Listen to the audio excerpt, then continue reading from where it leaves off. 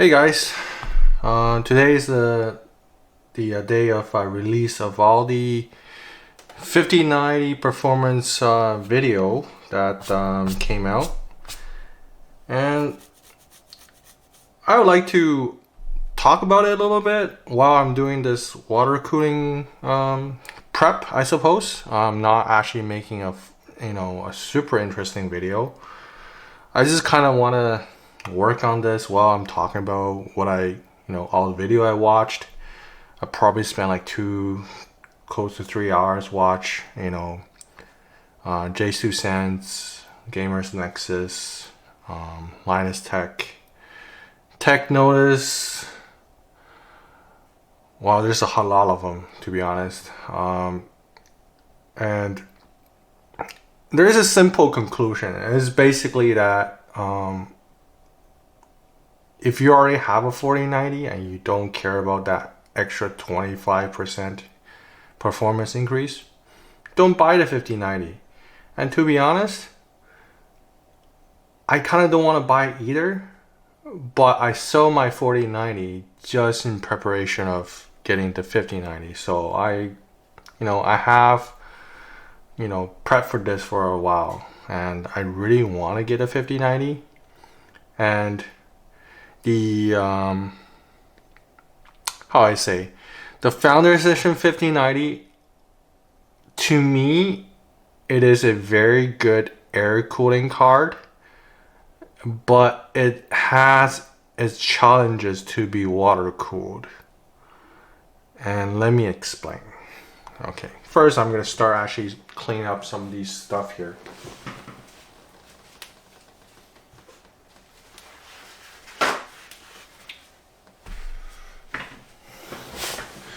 So, one thing about 5090, I was just curious about, what power supply I will need to run the thing. And I have a range from, 750 watt power supply all the way up to 1600 watt power supplies. Really, I don't have an issue powering the thing, but depends on, the build you want to do. So sometimes it would be ATX, MATX, ITX. I think obviously ATX would be the easiest build to build in, and you're gonna have little to no challenge, but you're still gonna have a lot of challenge if you want to go full water cooling on it. So one thing about water cooling is the fact that you got to be careful and count in a lot of other power budgets other than your CPU and GPU. So, for example, your fans, many of your fans are 12 volts, right? And they might take 0.15 current, so literally it's about 1.5 watts, and you times by that with how many fans you got. I would assume for most water cooling guys out there, you're probably running 6, 9, 12 fans for an ATX form factor, because it's gonna be a super cool and quiet build, sure, but you also have to include the wattage you're going to spend on these fans, right? So that's, every fan is going to give you 1.5 watts. So if you times by 10, for example, it's going to be 15 watts. It doesn't sound like a lot, but remember, there's also the pump involved. There's going to be RGB involved. There's going to be, a lot of things involved in, powering your water cooling kit. So that's gonna add into the budget of your power supply. Now I went on, because I have a Asus low-key 1000 watt power supply, and I just was curious if is there any sort of information on that particular PSU that talks about the current load on its 12-volt high power cable, how much wattage can it run, just general information about the power supply. And which I do found they did put an update on CPU plus GPU compatibility chart on Asus website. It's very good, I would say, but there is some issues. You kind of have to be careful. Not in particular of the Asus low-key power supply per se. I think it's in terms of if you don't have, if let's say you already have a 3090 for example, and you're running one of these, right? You're running one of these, which is, this is from a 3090 Ti. And I sold my 4090, I don't have one of these anymore, but I can show you. And a lot of people running ITX build will do something like this to its power cables.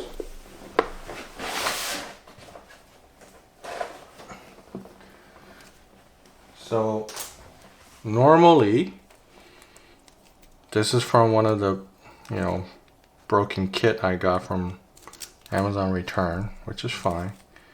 Normally, if you got an ITX power supply, it'll come into it'll give you two of these, right? Corsair they're pretty bad for this. They'll keep you they keep giving you this stuff. Problem with this is that, like, I'm pretty sure Jay's 2 cents already explained this, is that if you end up doing this on one cable, let's say for example,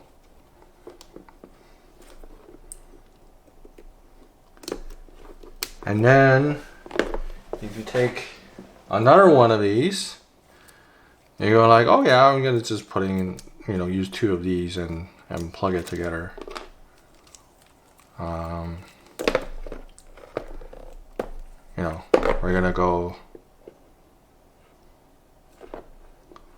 We're gonna go like so.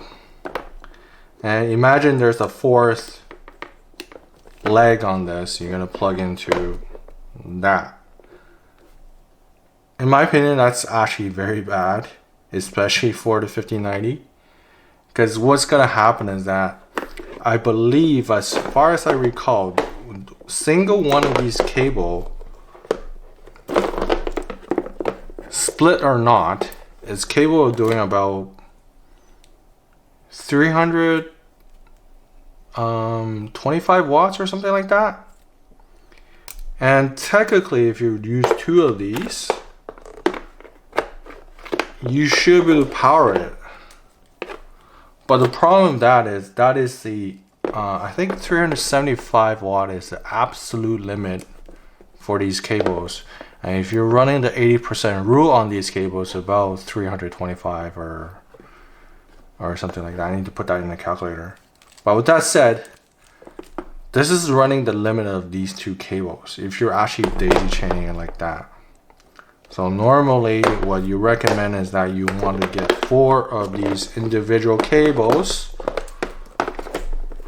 4 of these, and run it into this. So each cable effectively will be running about 150 watts, and you get 4 of them. And that's well below the 80% limit. And to be honest, these connectors are probably is gonna be your weakest link, like these things over here, because any sort of weak contacts or weakness of the connector will actually cause extra heat. And if you're running too much of a current on these things, even though let's say you're following the 80% rule, you're still end up melting these things. So that is your biggest weakness, right? So just like the 4090s are melting these cables, because over time these metal, if you're inserting in and out many times, this gets weakened and essentially it's not gonna get a full physical contact with the pins, and that will cause the basically the connection to be loose, and because it's loose, you're not gonna get full connection. That would also increase the quote-unquote friction, because what this means is that if you're not getting a full contact between the male and female pins of the two connectors, let's say they're loose, the only contact point for the current running through are very, very slim, and that will cause a lot of heat. So the more contact you get from these pins, the lower heat you get from these connectors.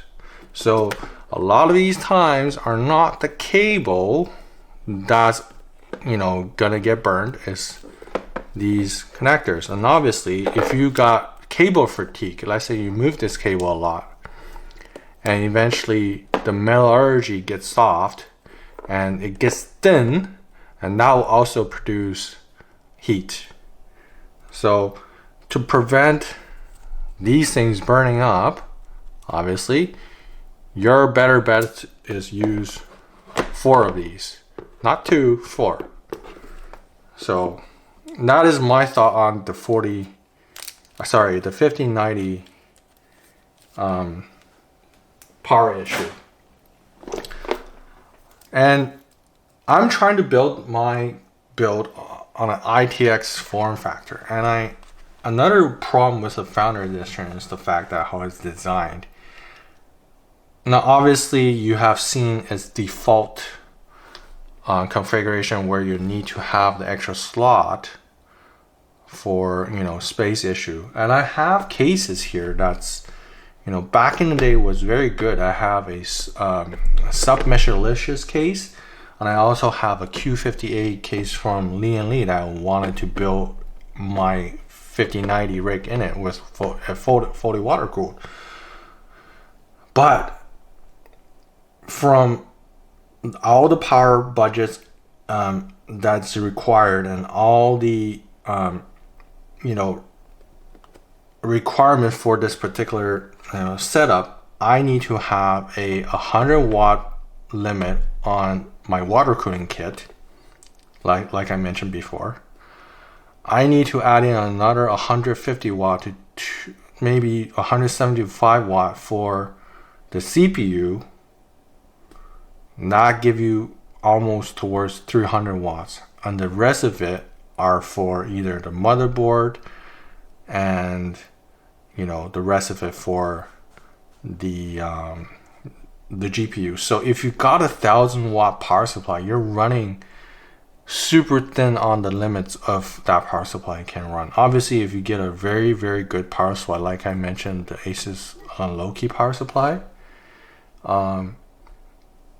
you're less likely to run into issues if you're actually using that power supply for full water cooling.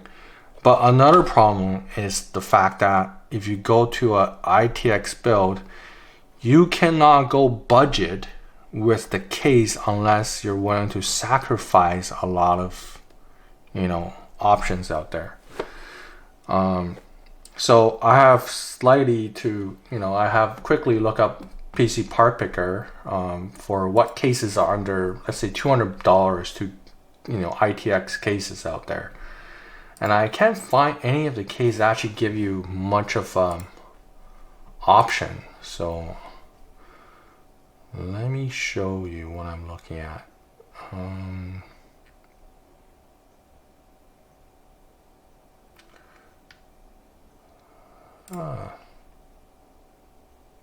Let's go for that one. Move that out of here. Let's go for that one. This is one of my previous build. I was just playing with it. So if I'm gonna go into case, I go, I don't want to spend $300-400 USD on a freaking case.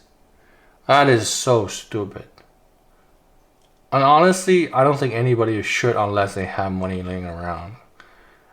And I would like to buy something that's reasonably, priced, rather easier to get at, and also have good form factor, a good size, right? And I can't seem to find anything that kind of give me that option and still give, you know, the 4090, or sorry, the 5090 some room to play with. So a lot of these are up here. So let's go by external volume here. I'm gonna actually shrink it down a little bit more because some of these are super big for what it is. I would say go under 18 liters. Maybe we'll include 25 liters. Yeah. So we're gonna, like, a lot of these cases doesn't give you that much option for cooling. So what I mean by that cooling is the fact that, like, you got to think about radiator, right? So typically I think to, you know, properly or quietly cool a 9800X3D, for example, you probably need a 240 mil rad, a very minimum, I think, right, to run it reasonably quiet. And that's let's say that's, you know, 150 watt part, let's say, for example. Now you're thinking to add additional 600 watts on top of that. Oh, this is nice. This is a crazy looking case right here.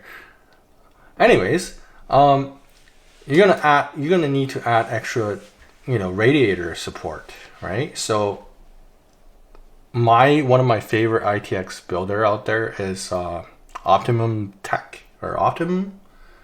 He's the Australian YouTuber, and I really like some of his builds, but he actually went above and beyond of, you know, what most people are able to kind of spend on their, you know, ITX build. So my goal is to actually spend reasonable amount of money to do a full water cooling build without actually spending absolutely everything on premium parts.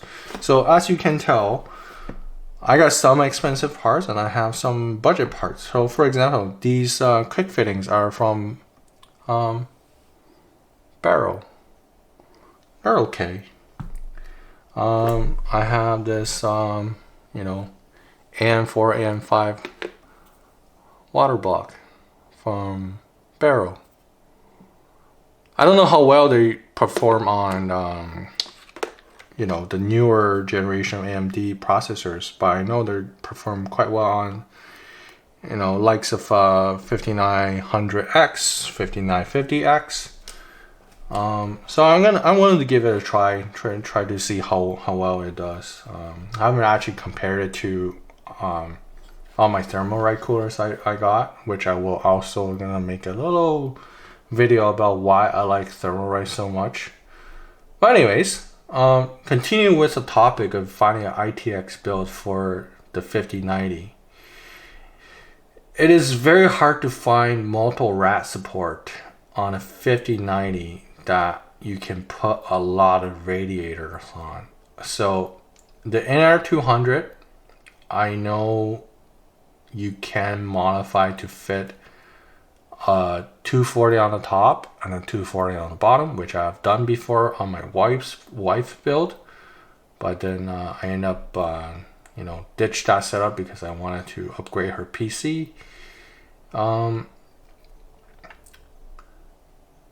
It's very hard to find budget ones out there, especially like ones that they're still being sold right now, and I can't seem to find a lot of these cases out there. So one of the best cases I have built so far is the A4 H2O. Love the case. But you know, this sub Meshroom D, for example, you know, recently featured J2 Sense build. Lovely case, but I can't freaking buy it. Like, what the heck? Like, okay, sure, let's go find something that I can actually spend my money on. Okay, the Q58. All right, here comes another problem while watching all these YouTube videos. Is the fact that the PCIe support. You're gonna have a hell of a time trying to get that PCI riser to work on some of these cases, right? So you're kind of end up needing to have to get a non-riser style case for ITX, which is really, really, really annoying. And obviously you got your N-case M1, all this stuff required to have a riser. You don't have that. Some of these cases are just ugly, or some cases are not good for airflow. Some are very interesting, but just doesn't have enough RAS support, radiator support. And I gone through it all day today, trying to figure out what case I could build the damn thing in. I can't even build in the factor of Terra. I don't think so. I don't think in having enough space to put 2 rads inside of it. And I know A4H2O, you can't put that in there. I'm not sure if the A3 allows you to do it. I know I built it in A4, but A3, I think A3 is a smaller one, right? Or the same size?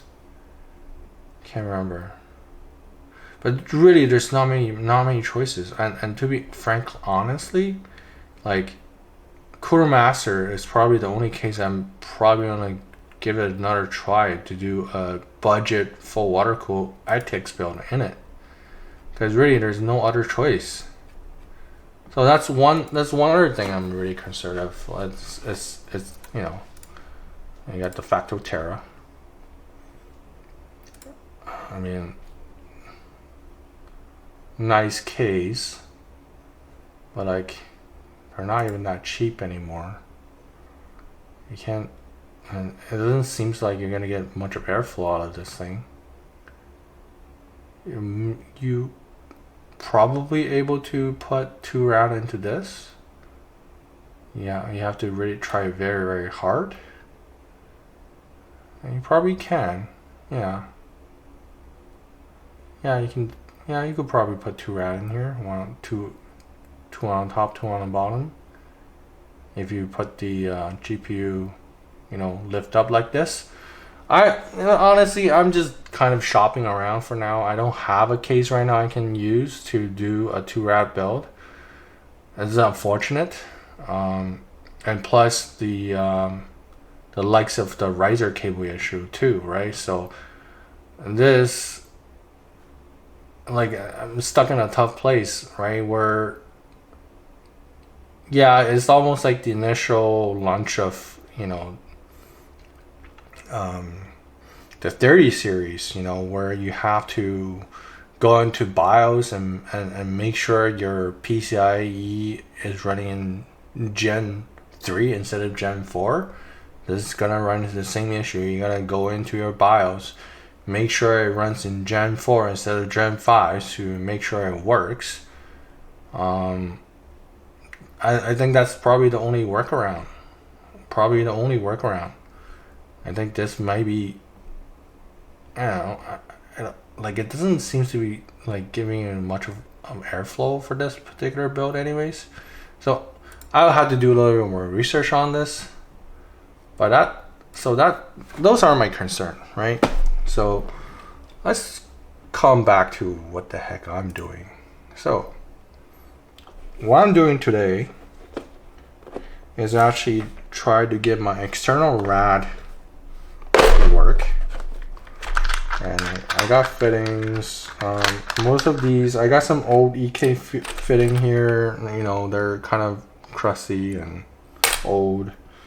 I got some, barrel fittings or biscuit fittings and some valves.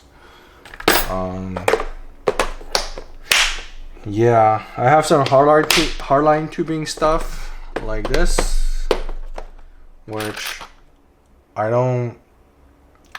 really don't want to go hardline water cooling, just because it's so hard to maintain. because anytime you have to move anything to get access to anything, it's very, very hard. Not only that, depends on how good your fittings are. You might run into leak issues. I just want to use compression fitting on this build anyways, just because it probably just give me the most flexibility and easier to maintain on those components. And one thing I have to mention to you guys, that all of this part I'm working with right now are not new parts, so they're old.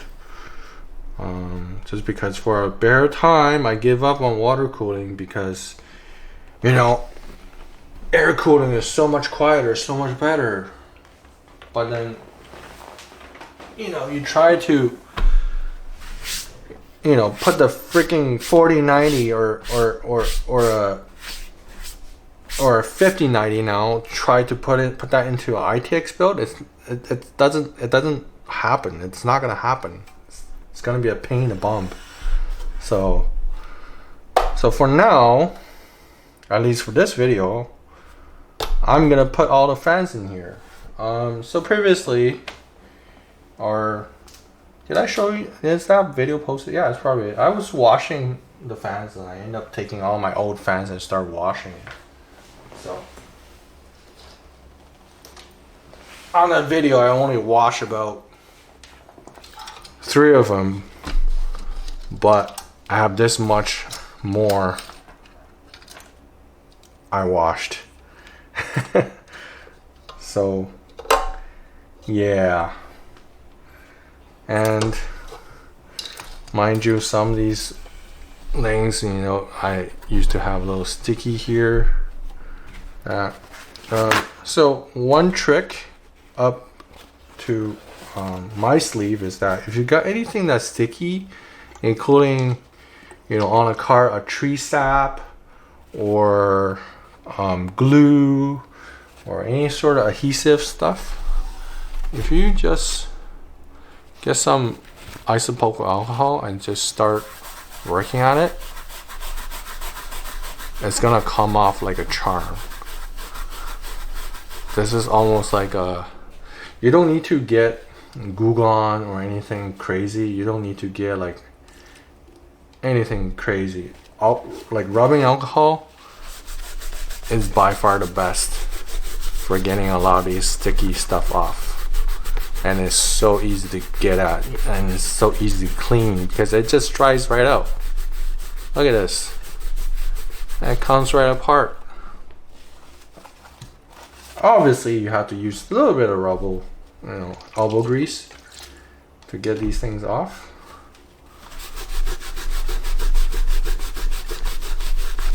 But yeah, and if you last this long into this video, me talk about crap,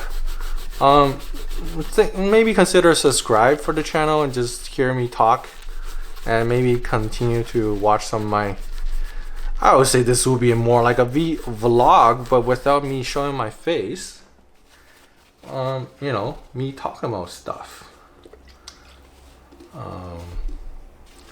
You know, in case you guys are bored. Let me just have to really put a little bit of elbow grease in it. I'm pretty sure, you know, you could get some other sort of, you know, strong chemical and just, you know, purposely built cleaner and stuff like that to get these things off. But for me, it's just like, if I got rubbing alcohol and I can, technically you should be able to soak it a little bit too. So you just give it a little dab, rub it onto these things, right? Just let it soak a little bit, and give it a little more dab. There we go. Now let it soak for a little bit longer, and it doesn't create a mess either. It's so easy to clean because it actually dries it out practically by itself. So like quickly. And give it a little soak, hopefully.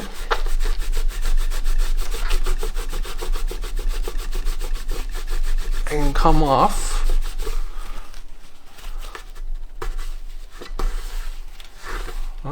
Almost off.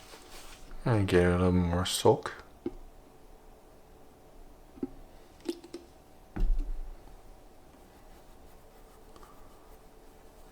So what used to be here is the fan controller, or not fan controller, but the fan hub, which is from this guy. And obviously it doesn't want to come off, but I'm gonna get one of the newer fan hubs for this. But for now, I'm just gonna like assemble the fans and just have a chit chat with you guys. So you let it soak. And remember, this is isopropyl alcohol. You can poke at it all you want. It's not gonna damage the paint. It's not gonna damage any electrical component if you are working this on electrical. And it just okay. It will damage some paint out there. So if you got a clear coat, it's gonna be okay. If you don't have a clear coat and you just have a rough paint, you're gonna end up taking that paint off. So that's one thing you have to be careful with, right? Rubbing alcohol or isopropyl alcohol. It's the fact that depends on the surface type, you might have a chance taking paint off. In this case, this thing has a clear coat, and I don't need to worry about it. Just give it a little bit more elbow grease. It should come right off.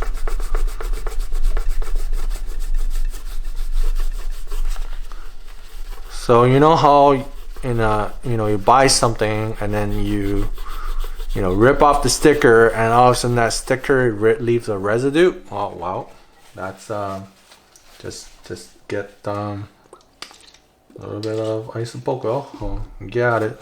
It's gonna come right off. Oh, look at that, nice and clean.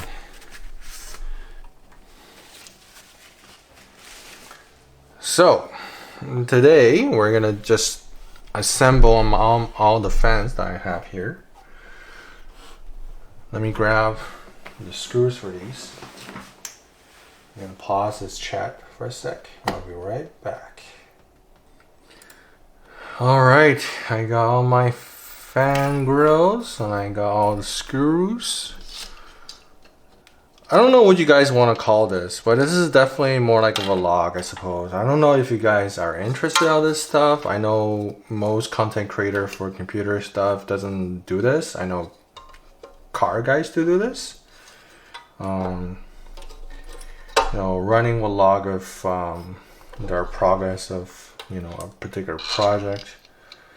I know PC stuff are usually doesn't take that long to work out, but I always think if I have a running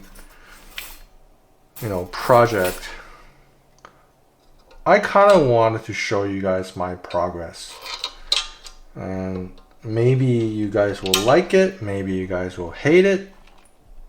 Honestly, it's more something that I want to just share with the viewers. And usually I'm doing this already, like I'm really not going out of my way to do this stuff. So I just want to record, and get some people interested in water cooling or upgrading their PC, or get interested of doing a project like this, getting people engaged. At my spare time, what I watch are, the likes of, a lot of car mods out there, like Mighty Car Mods, or sometimes I watch TV Hunt,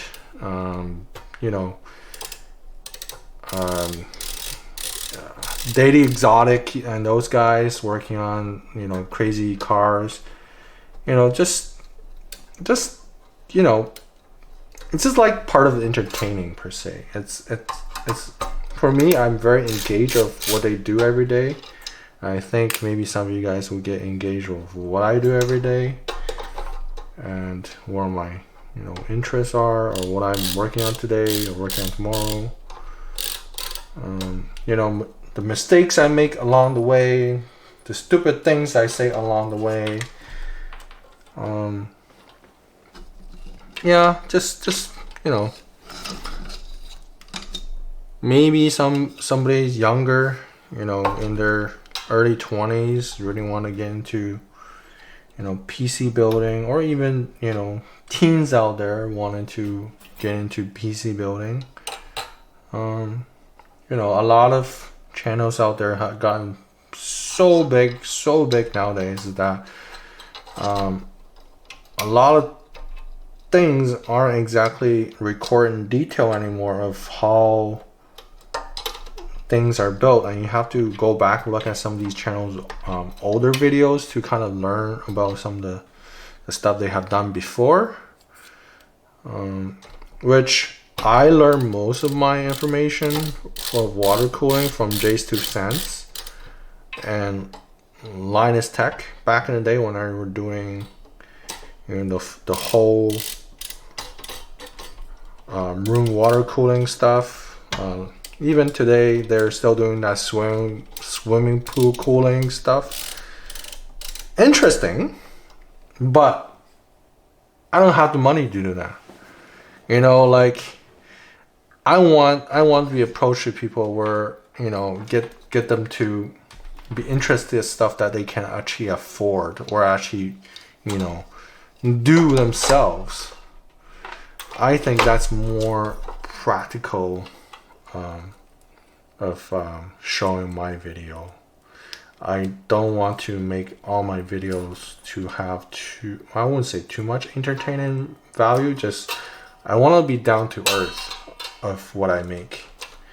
You know what I mean? Like I don't want to be full of fluff, so full of things, but maybe one day if I grew, you know, I get some sponsors and things like that, maybe one day, you know, I might forget my roots and then become, you know, big time YouTuber.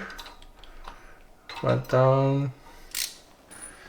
I just like to do the down to earth stuff, you know, things that everyday Joe would do or can do or have the budget to do. And to be honest, like, I wouldn't say Corsair is a bad company per se, but like they have gone from the, you know, everyday Joe's brand into almost a premium brand per se. They're trying to label themselves that way, at least for my opinion anyways. Yeah, they do have some down to earth stuff, but a lot of new case they come out with nowadays are just super expensive. I'm like, I can't afford that.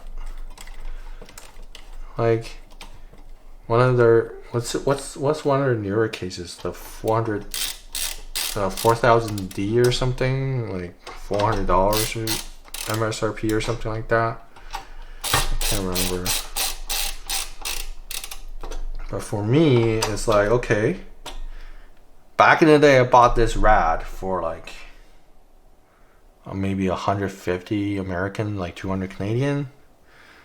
And I recently just bought some reservoir and pump that go along with it.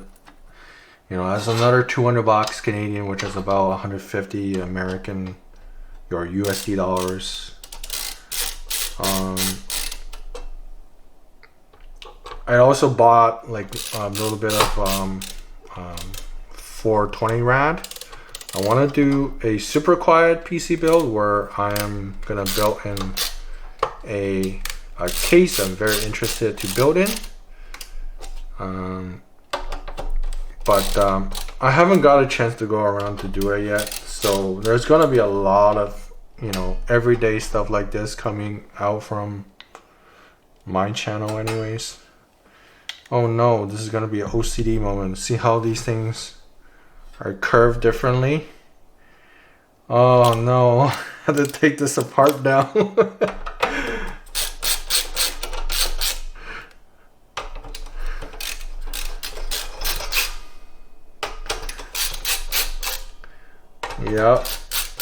Yep, that's that would drive some people nuts. It would drive me nuts to not have them line up the same way.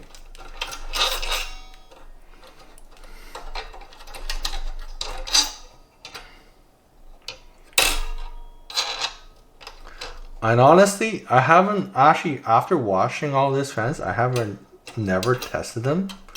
So when I do fire them up, I want us to see which one doesn't work. Just to see what are the chances of me killing one of these fans while washing them. And they've been dried for a while now. Like, they've probably been dried for 3 or 4 days. So there's no water in them for sure. So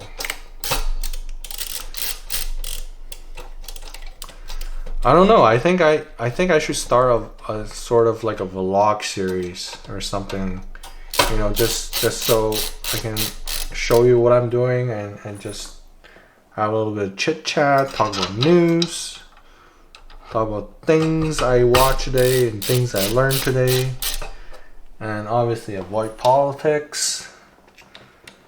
And yeah, so I think personally the 5080 is gonna be the card to buy for most people. I think the 5090 is just a horrible value perspective for anybody to get. The average Joe is definitely not gonna buy the 5090. And to be honest, I might end up buying the 5090, try to get it and record a few videos with it, and then see if I can modify it. If I can't, or I'm willing to spend, you know, astronomical amount to put a freaking water block on it, I might just end up selling it to, you know, not to scalp it or anything like that, but just, you know, sell it to somebody that's actually gonna use it, because I am definitely not utilize that 5090 unless, you know, I can build myself an AI rig or try to set up some AI models and try to you know, learn about AI, right? It's a very good opportunity to do that. You know, I think for most people, if you're into this kind of stuff, you should be also thinking about considering getting into AI modeling and all that stuff to see, you know, if that would pose a potential in your, you know, future career or just a hobby in general. And I think that is a good path to take, you know. And honestly, a lot of things nowadays, including content creation, a lot of job loads has been you know, taken over by AI, you know, like script writing, storytelling, just, you know, photo generation. I mean, I tried photo generation myself here and there, and just I don't like the results. I might try just to see if I can get some other AI basically AI generation models out there to do better job other than ChatGPT, because I don't think ChatGPT is doing that great of a job creating images. Yeah. So I am just gonna try and finish this, and then we can wrap it up for today. I don't want to drag this for too long. I think too long will make people start disliking some of my videos. And I like to do this stuff, you know,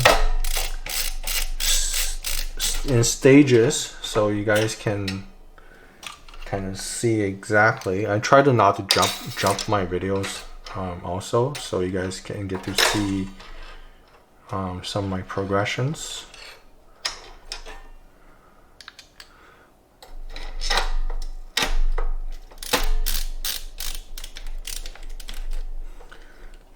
Yeah.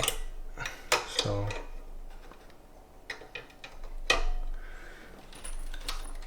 yep.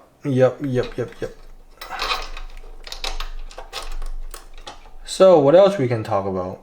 I think 5090 is already kind of beat to the death about like all of this stuff from the media. I think a lot of people has really put a lot of hope on AMD's 9070, which I'm also excited about that particular card. I just think if it can provide a good value proposition for most people. And you know, the games I play nowadays, I used to play WoW, if you haven't, you know, seen my videos before, and there's no really DLSS or anything like that for that game. And really, you know, most potatoes out there can run that game no problem. I also play, you know, League of Legends. My particular favorite, how I say, map is ARAM. I've stopped playing after they updated their ARAM map with all the extra, you know, special features and effects on the side. I just found it to be too gimmicky. I lose engagement for some time because of that new map. And now I just don't have time anymore to play League of Legends. You know, since I started this YouTube channel. Oops, that's upside down. So I am very curious to run League of Legends on a 5090 just to see how many frames I can pull from that damn thing. But obviously people, you know, already tested Counter-Strike and all the other games out there that, you know, just purely FPS on the 5090.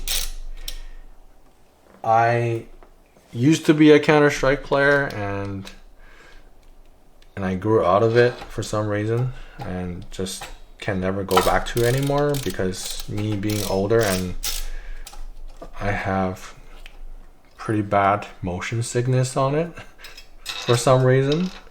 But if I were ever play Counter-Strike again, going back to DDoS and DDoS 2, I'll probably be fine.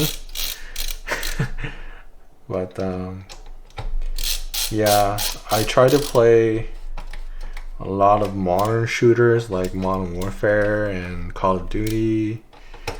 I just get pretty bad motion sickness out of it. Actually, the very first shooter I started playing is Quake 2. And as I grew up, Quake 3 has become my go-to shooter. And then eventually I grew out of Quake 3 and got into Unreal Tournament as a shooter. And for the longest time of all these games, including Counter-Strike, I have been using inverted mouse for up and down for the longest time. People ask me how I do it. I just don't know. It just works at the time. Now you tell me to go back to play that game using inverted mouse, and it's not gonna happen. It's definitely not gonna happen. I can no longer play that game even without, you know, like a lot of motion sickness out of it. But I had a lot of fun as a youth and teenager playing Quick 3 and Quick 2. Loved those games.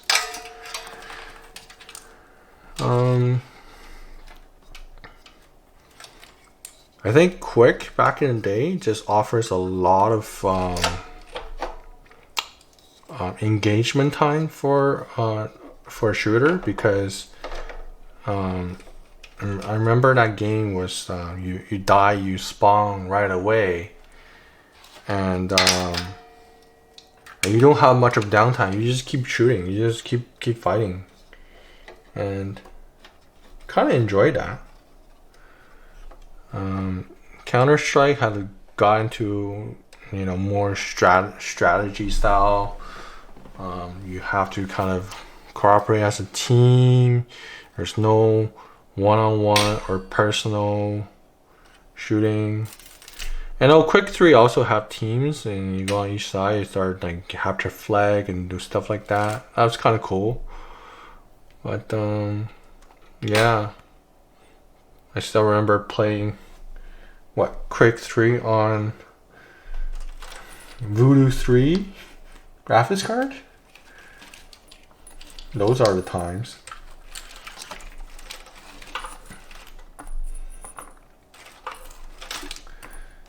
Yeah, so I actually, let me show you the old fans that's was on these things. So the old fans I have on these things are these Fantex fans. I can't remember what model number it is. It's a pretty nice looking fan. Quiet too. But I think the reason I don't like this fan is actually for a very simple reason. It's the fact that they came with these sleeves, and I'm just unwilling to cut these and then run it through the channels. And it's very messy to run this. I found this is a little bit cleaner to run, and plus these fans are quiet. Not only that, it offers quite a bit of more static pressure compared to those fans. And I had these for a while too, and honestly all these gear I had it for over, oh man, when did I have these things? Close to a decade. Oh man, these things are flipped again. I think I have this particular radiator for,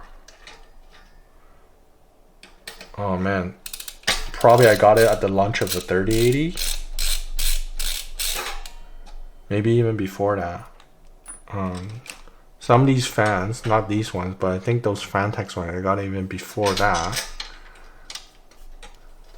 And my oldest build was on a 4770K that I probably ran it for way too long than it should, because eventually I was trying to play Microsoft Flight Sim, and I finally wanted to upgrade my GPU from my 780 to 5700 XT,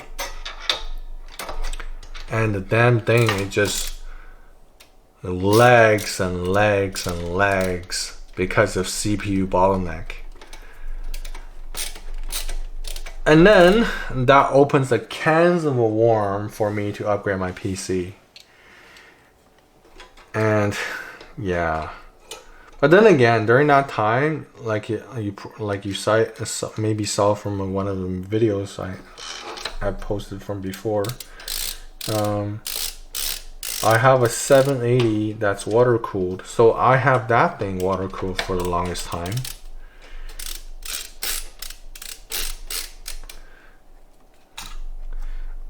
I probably water cooled out this stuff for over a decade now, and with the, you know, with the air coolers gotten so much better than before, that it has almost made me to think that water cooling is dead. But with the launch of the 5090, and also with the launch of, you know, the potential 9950X3D, I see those calculations to be like, that is now actually worth of water cooled. Just because how much power it potentially can pull. I would almost certain I can probably gonna pull about 1,000 watt off the wall using the 9950X3D plus the 5090 plus all the water cooling kit that's gonna be running on that particular ITX build, which that's my goal, to run an ITX build, to get that. And also, one biggest thing for going from an AIO water cool to a custom water cool is the fact that I started making my channel based on the fact that one of my AIO died, and I just hate how something, you know, that simple cannot be maintenance. You know what I mean? Like, I really want to take it apart and, you know, clean the loop, and then, you know, put some you know, distilled water and rust and growth inhibitor in it, and rebuild that AIO. And me struggling for days trying to clean the damn thing, and eventually I just got fed up and dumped it in vinegar and killed the thing. But I just think, man, in terms of maintenance or longevity wise, I think custom water cooling actually trumps AIO all day, every day, if you want to go water. Like, if you really want to go, you know, try and cool, you know, these crazy hot or powerful CPU/GPU out there, you know, unless you have a ginormous case with a lot of freaking fans, you're never able to cool those things properly nowadays. You have to be careful what you're built into. And with water cool, for me, is the fact that they're just so much quieter. You could build your entire build with 0 to no noise. That's kind of my how I push to go back to custom water cooling again, is because of that. So these ones are daisy chained together. I'm gonna daisy chain these ones together.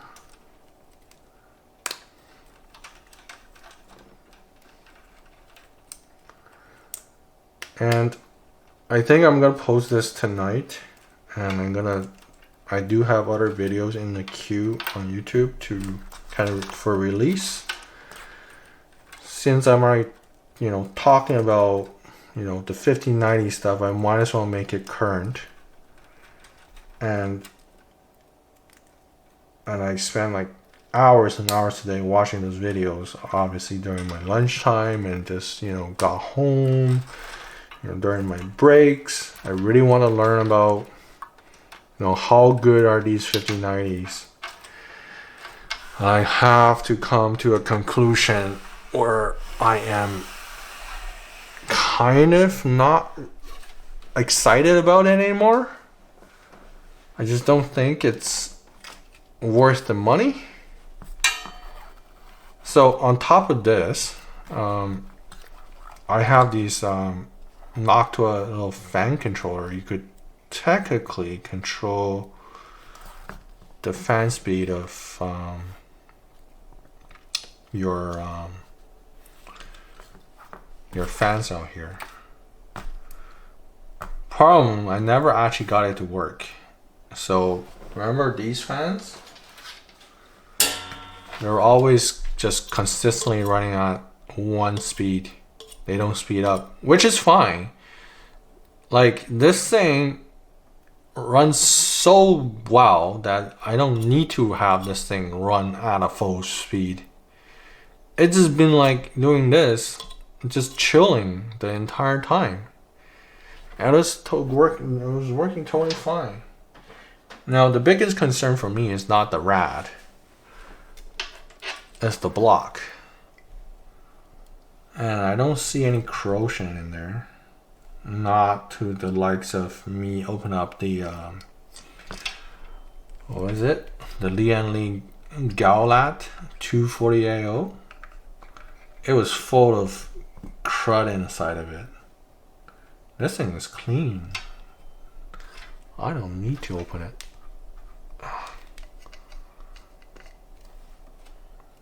I literally just drained all the water inside of it, like a minute, before this video. And I hope it can focus.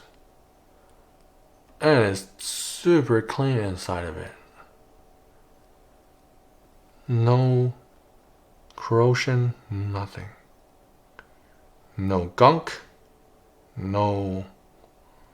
Like, I would even think there's gonna be like a little bit of plastic bits here and there from the loop itself. Nope, nothing in here.